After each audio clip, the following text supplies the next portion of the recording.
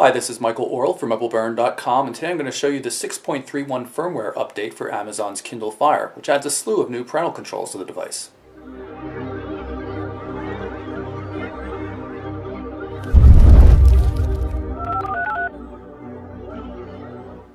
Okay, so before we jump into the settings to take a look at the new parental controls, take a look across the top, the main menu here in the Kindle Fire.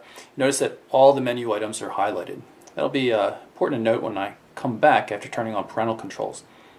Parental controls right here in the settings menu. I'm going to turn it on, and then I have to assign a password. I'm just going to do something simple, 1, 2, 3, 4, and 1, 2, 3, 4. And now parental controls are enabled, and you can see some of the options we have here. You can turn the web browser on and off, password restrict purchases and video playback, such as Amazon Prime Video, Instant Video. And then you have this section here where you can block or unblock a number of different content types. We have the newsstand, books, music, video, that would be a local stored video, documents, and applications. So let's just turn off books, for example, and maybe turn off docs as well. We'll go back, and of course the protect Wi-Fi with a password, that option's been around for a little while, and you have the ability to change the password as well.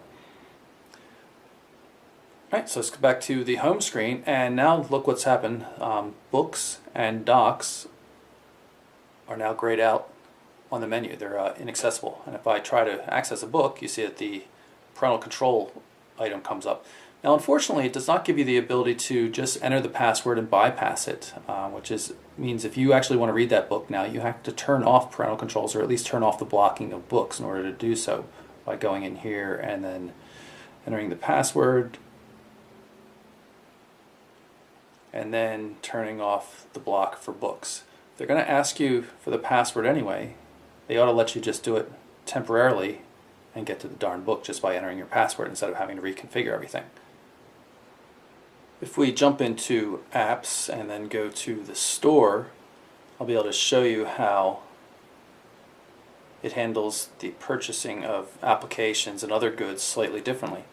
Notice now it's asking for the parental control password instead of just offering to go to the parental controls. This is makes much more sense. I can just enter my password now, 1, 2, 3, 4, and go ahead with the purchase and be done. And everything's still locked up tight. It's kind of like how iOS works on the iPad and the iPhone. Asks you for the password before a purchase can be made.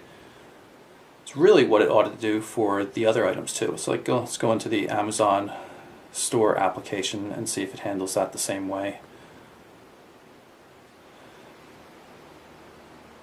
Add to cart.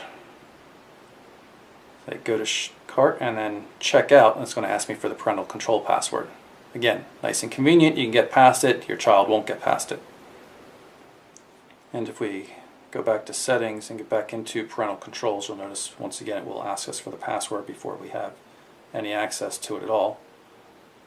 And then we could say block the web browser and turn off password protection on streaming video or items. You can easily change anything. It's just if it's going to use the password prompting for purchasing items, why not do that for the rest of the items? Because you either know the password or you don't. If you know the password, you could disable it yourself. Why make it more difficult? Though it is certainly a step forward, it'll give parents a little bit more control over what their children can do with their Amazon Kindle Fire tablet. So it's definitely a good thing to have anyway. So there you have it. That's the 6.31 firmware update for the Amazon Kindle Fire. From MichaelByrne.com, I'm Michael Orrell. Thanks for watching.